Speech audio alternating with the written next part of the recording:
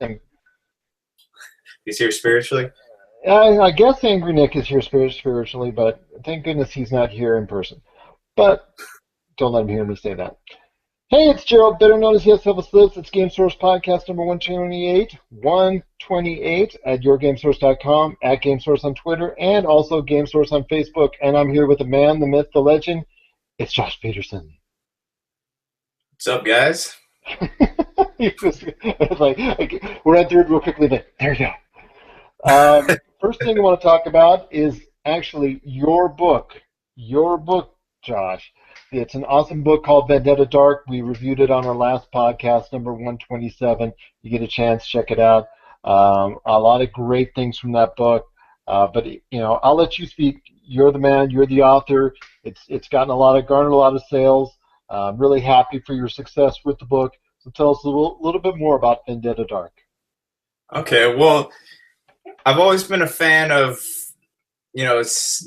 comic books that involve kind of darker themes to them. That whole idea of good versus evil, and how do you fight something like that? And that's kind of what I wanted to explore with Vendetta Dark. So it was really my attempt to take a comic book style and mix it with a mystery novel.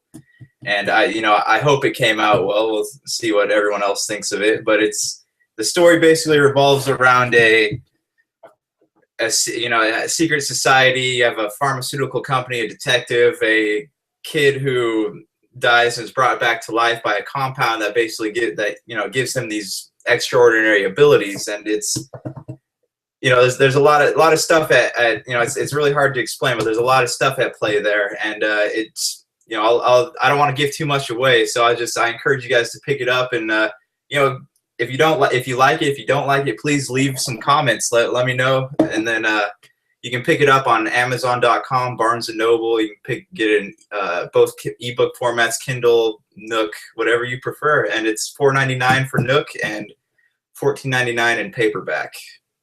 And if you have Kindle Unlimited, it's actually free. So that's a great deal. It's a great book. We really wish you the best with everything with the book. And I know you got some things coming down the pipeline as well as far as other books that you like to delve into. And I just wish you the best on that. It's just awesome to see that you're thanking everyone out there who's purchasing the book. Just you going and taking that step forward and taking that extra step and appreciating the readers for allowing them to get the opportunity to read your book. It's tremendous, and I wish you all the best with that. Yeah, thank you. It's it's not even really the money I care about. Just as long as people read it and they like it, that's what counts for me. So you don't mind if someone else asks for your actually compensation? No, just kidding.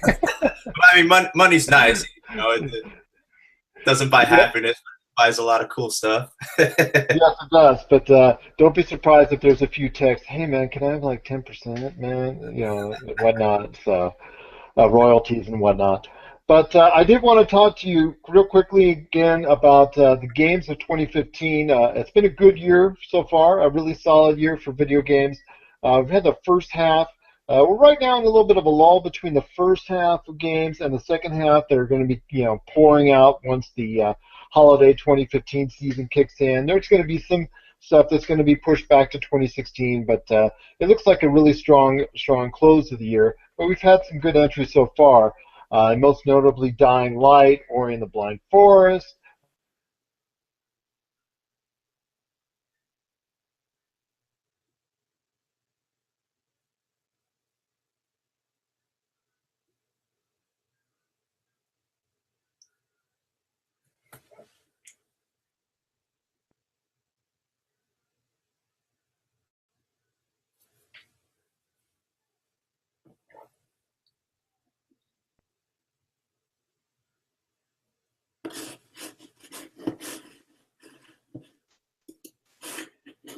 All right, we're back.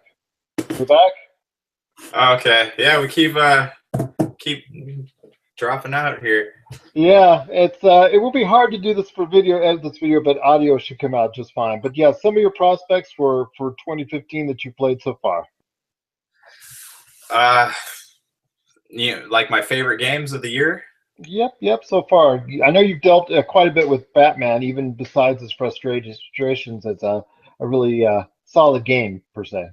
Yeah, Batman was fun. It did have its frustrations. There's a lot of stuff I would complain to Rocksteady about, but you read all that on the review. As far as other games go, I haven't really played too much as far as because let's see, I played Borderlands, the Handsome Jack collection, and I did the expansion for Halo, the ODST expansion. Both of those are pretty solid.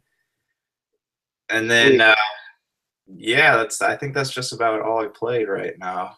Well, I know Ori and the Blind Forest is getting a lot of good feedback. I know Bloodborne as well. Dying Light was a pretty strong entry at the beginning of the year. But for me, it's been The Witcher 3, which has really been a solid 100-hour plus time killing experience. Just all the stuff that you can do. There are some rudimentary things that unfortunately you do have to experience, but there's a lot of side quests that are really worth your while, and then a main quest. So it's pretty solid. Just basically the world itself, just going in there and doing all different things, makes it for a very, very interesting game and a strong contender later this year. Um, Obviously, like I said, Ori and the Blind Forest, Bloodborne, which should get some love later on, hopefully as well, even though that's an excruciatingly hard and difficult game. It does give you something that you were saying that doesn't give you in the Batman games, and that is once you finally overcome a challenge, it definitely makes it worth your while, and you have that sense of accomplishment that you don't get all the time from these very challenging and complex games. I know with Batman, you're saying that that's one of the flaws is just that there's a lot of challenges, but unfortunately they don't give you that sense of completion once you actually do overcome them. Is that correct? Yeah, I mean they have most a lot of people like to skip the side quests in games, and the hardest part about Batman is the fact that you have to do the side quests in order to do a lot of the game because you have to level up your skills and your abilities. And start to do some of these side quests, and they're nearly impossible because they're throwing like 5 different enemy types at you, and there's each of them has to be taken down a certain way, so it's hard to do all of that when you're being bombarded by all these different types of you got guys with tasers, guys with shields, big guys. You have the gun. You're being shot at. It's just it's no. I don't mind. It's not that I don't mind a challenging game. Just make it beatable. And then because in the end you have to complete all of the side quests to get the satisfying ending. I mean, a lot of people just go on YouTube and look at it, but it doesn't really give you the satisfaction as earning it. But that was really my biggest problem with Batman. Was there too much of a reliance on the Batmobile or the Bat tank, as it were? Because what I've seen, I've sat down and watched a lot of streaming action, and I don't know. To me, it seems like playing the Batmobile or the Bat tank, even for an extended period of time, seems to get you a little bit out of the Batman experience. Am I wrong in saying that, or do you like so much of a variance to that extent? Okay, well, I was actually thinking about that too because you have these sandbox games. The first Amazing Spider-Man game, I don't know if you played that, the one that was on Xbox 360, but that was spectacular because you just swung all over the city, fought enemies, did whatever you want to. But if you had the option of driving like a fancy spider car and you can get there in 3 times as fast as you would by swinging, would you want to do that to save time on gameplay? Yeah, that's true. So That's definitely a good point.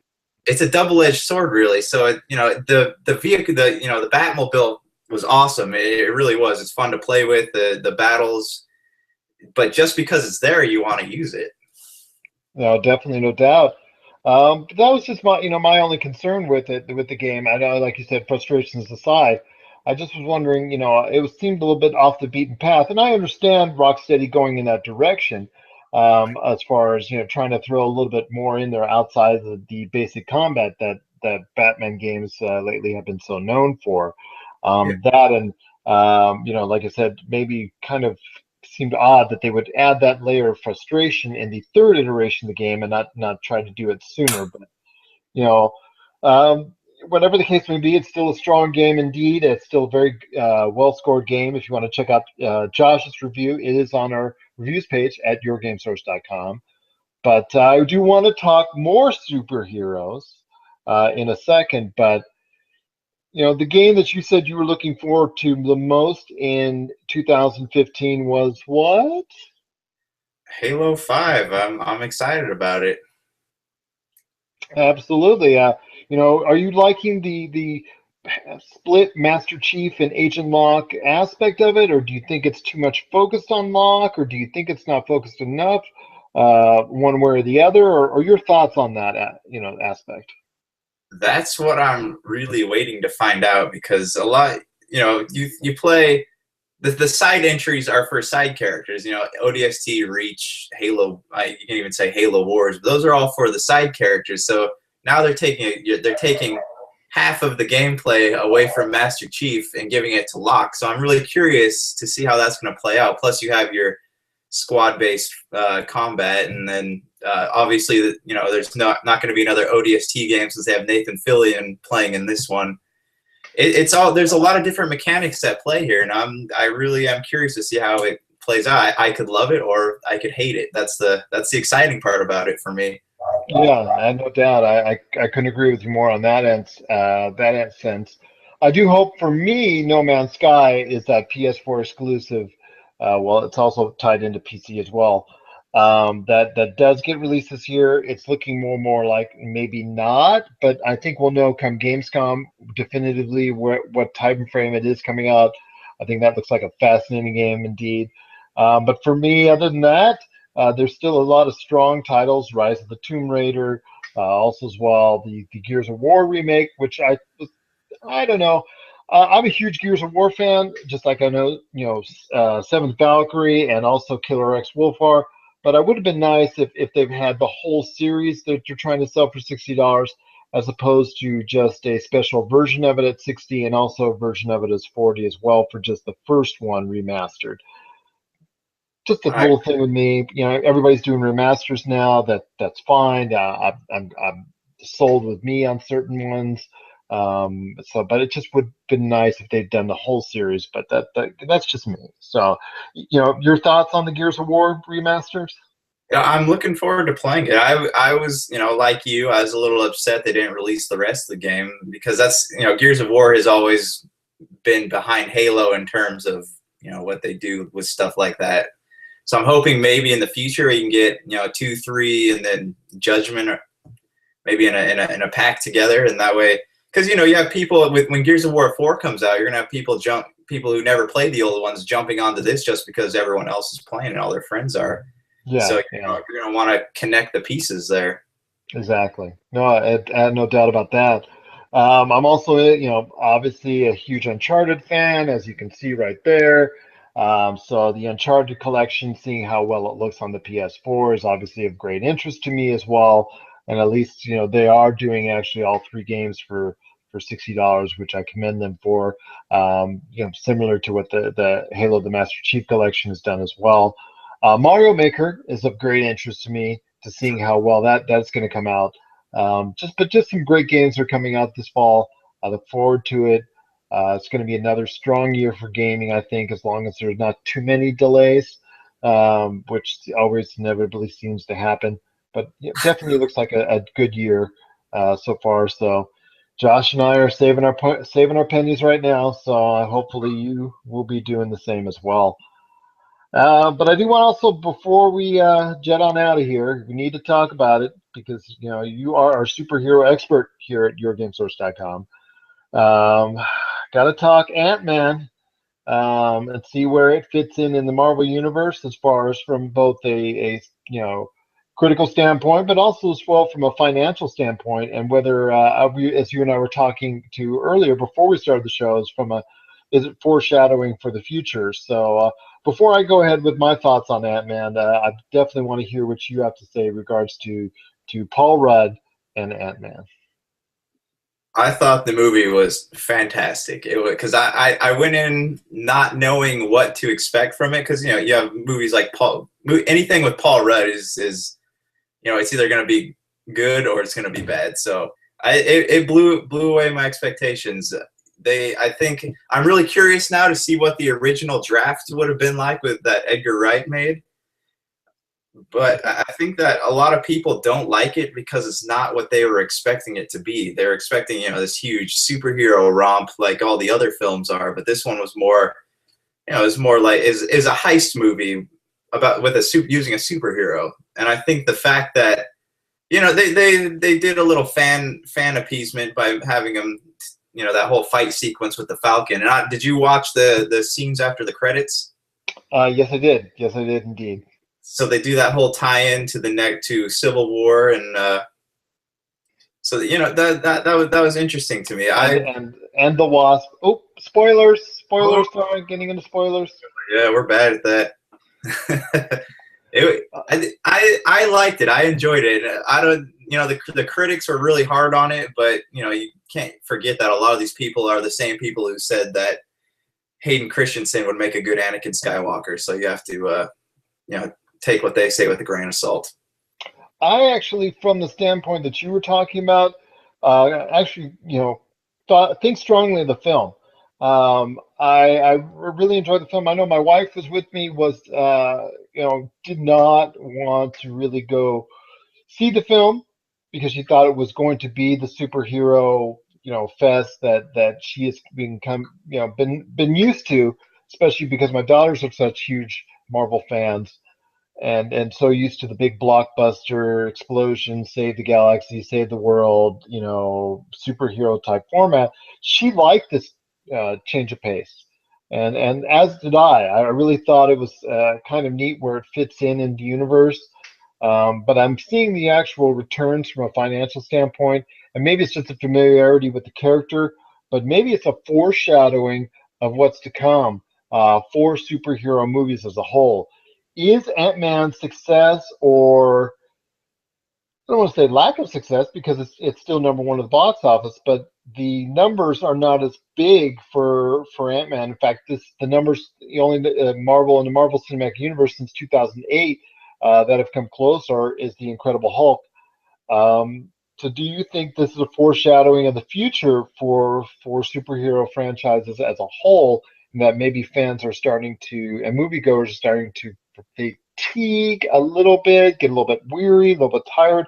Maybe not as the hardcore superhero fans, but maybe from the general standpoint, the general public out there, which in turn will, as I always say, the general public is always the determining factor in what makes a hit or not. Yeah, that was actually one of the things I enjoyed about the movie was the fact that it was a different pace. It wasn't for people who are getting fatigued at superhero movies. This was, it still took the concept of a superhero but put him into a different environment.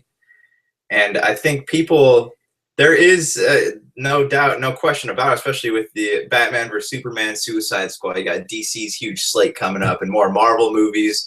I think people are getting a little burnt out, so they need to try to find ways to keep it fresh. You can't just have a movie where it's like Avengers: Age of Ultron. Loved it, but it really there wasn't much substance to it. It's just explosions, people getting beat up, robots flying everywhere. There wasn't that's the kind of movie that people are going to get burnt out on really quick if you keep doing the same formula over and over again. So, is there a fatigue of superhero movies? Yes. So they need to find ways to keep it fresh if they want to keep people to go, keep going to see these movies. And if that means not alluding to the larger the universe that they're trying to build, then so be it. It's just it's a little small sacrifices.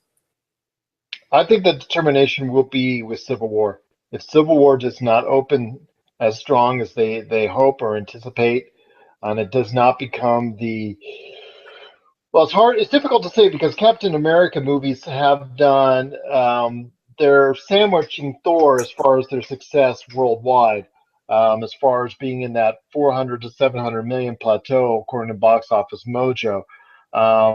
If the Civil War is going to contain so many different superheroes, including Iron Man has got a lengthy bit in it, and obviously Black Widow and many others are going to be a part of it as well.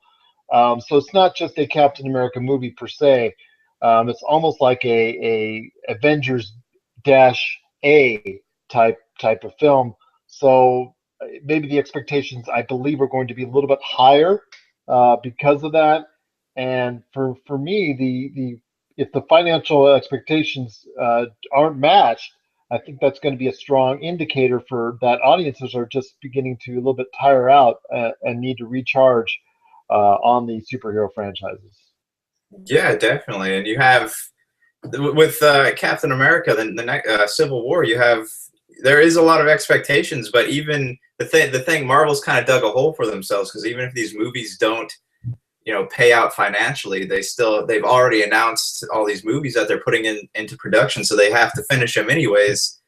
So the trick now is to just show us something new. Like my fear, I love the last Captain America because it's like it's like a spy movie. That was really good, and then now they're taking Captain America and basically turning it into another Avengers film. So that's my big fear is that's just going to be all of our favorite heroes, beating the crap out of each other instead of giving us a story, something interesting. Well, and from that aspect, I mean, will the Civil War itself be something that fans want to see, or is it something that they just don't really want to see the infighting that the comic books have made so famous? And that's when you're talking about the comic book audience and you're talking about the movie audience, when they're said that they're segmented and they're different and they should be approached to differently. That's I think that next year when the Civil War comes out, that might be one determination of how you should approach it because whereas the Civil War might be appealing to the comic book audience, it may not be as appealing to the general audience at large. Am I correct in saying that, or? Oh, I think you're completely correct because look at the Civil War came out in 2000s, and you have what about 50 years of comic history to go back. So all the readers, they were ready for this, but you have the people who are just now getting in, who don't read comic books, who are all they know about the heroes are what they see in the Marvel films. So you have, personally, I think it's too soon to do a Civil War type story, especially since there's, you have a very small selection of superheroes to fight each other. I couldn't agree with more, and but it's already underway. It's already being filmed, and then I think next year is going to be a key indicator because then you start to have Suicide Squad, you have Batman versus Superman, and you've got Doctor Strange coming out soon as well. Beyond that, I think there's we are going to see some pushback from audiences. It's a question of when. It's not a question. It's no longer to me a question if. It's a question of when. One of these films is going to really feel the brunt of it. The Fantastic Four. The Fantastic Four could feel the brunt of it right away because that's coming next month to. I don't know. I don't want to say it's coming up to with a lot of hype because it's, to me, in my opinion, it's not coming in with a lot of hype. Your thoughts Yeah, on the Fantastic Four? yeah. Besides the controversy of changing the races of these characters, there's not really been a whole lot of hype about it. I've seen, they have a few trailers. They played a trailer during Ant-Man, but I don't think people are really excited to see it. It looks cool. I'm excited to see it, but I don't think it's getting the hype that say Fox's X-Men franchise is getting. And even if there's going to be some more point in time where there's an X-Men rub-off that I've heard that's possible for both franchises, that they'll work with each other, I don't think that gives the same allure as let's say the Spider-Man Marvel relationship or anything of that nature. I don't think it gives that same type of buzz. Your thoughts on that? Yeah, there's been plenty of cases in the comic books where the X-Men and Fantastic Four fight together, but it's not something that people are really, it's not something people like line up for to buy a comic book of it. It's not like having the Avengers all fight together on screen.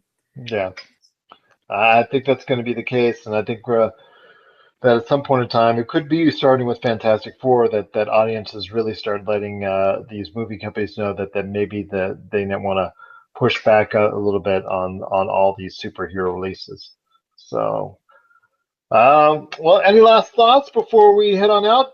More plugs for Vendetta Dark or anything you got coming up, coming soon. As far as it's concerned. Yeah, not at the moment. I got working on another book right now, but I'm still pushing Vendetta Dark. So if that sounds like a novel that interests you guys, I would definitely appreciate any if you were to pick one up and any feedback you have on it. Yeah. Besides that, that's all I really got.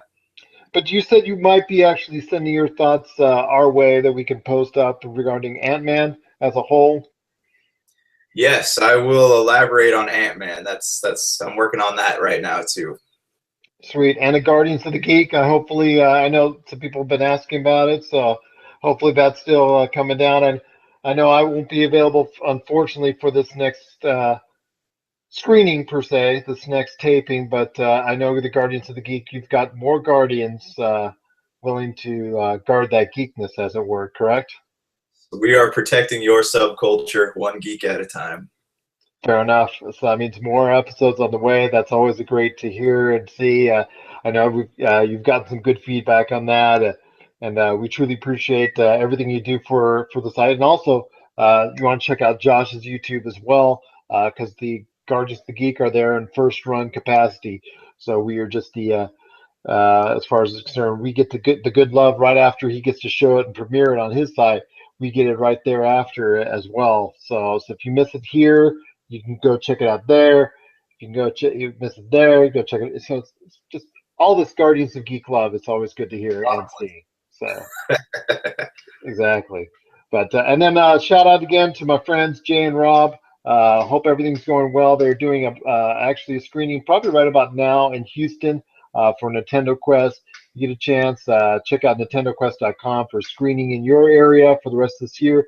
And if you don't see one in your area, you can actually get some friends together and request one through tugg.com. If you get over 100 people, then you will actually have a screening of Nintendo Quest in your area, wherever in the country. So I guess that's going to do it for us. If you get a chance, check us out, yourgamesource.com.